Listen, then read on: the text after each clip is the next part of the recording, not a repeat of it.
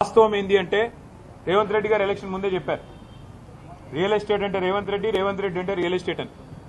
ఫస్ట్లో మనమే అప్పుడు జాగ్రత్త పడి ఉండాలి. ఎలక్షన్లు అయిపోయిన కొత్తలో, ఎలక్షన్ కంటే ముందో ఆ రోజు వచ్చిండు, అక్కడ ఫుట్బాల్ ఆడిండు హెచ్సియూలో.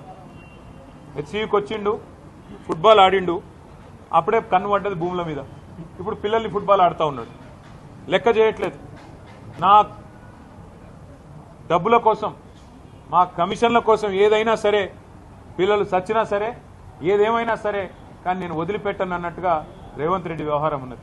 మరి నేను అడుగుతున్నా, మీకు బాధ్యత లేదా రాహుల్ గాంధీ గారు? మీ ముఖ్యమంత్రిని నియంత్రించాల్సిన బాధ్యత, ప్రజాస్వామికంగా ఉండాల్సిన బాధ్యత, ప్రజాపాలన అన్నప్పుడు అందులో కొద్దిగా ప్రజాస్వామిక స్ఫూర్తి ఉండాలనే ఇంగితం మీకు లేదా? ఇక్కడ నెమళ్ళ రోదన్లు, అక్కడ జింకలు పరిగెడుతున్న విధానం ఏం కనబడతలేదా మీకు? ధ్వంసం కాబోతున్న చెరువులు కనబడతలేవా? దెబ్బతినబోతున్న పర్యావరణం కనబడతలేదా? అక్కడ కొన్ని ఎగ్జాటిక్ స్పీషీస్ ఉన్నాయి, ఫ్లోరా ఫానా ఉంది అక్కడ పెద్ద ఎత్తున. ఇదంతా ధ్వంసమైపోతుంటే మీకు, మీ నాయకత్వానికి ఇదేం వినబట్టలేదని మేము అడుగుతా ఉన్నాం. తప్పకుండా ఆ పిల్లలు ఏ రకంగా పోరాటం చేసినా వారికి అండగా నిలబడతాం.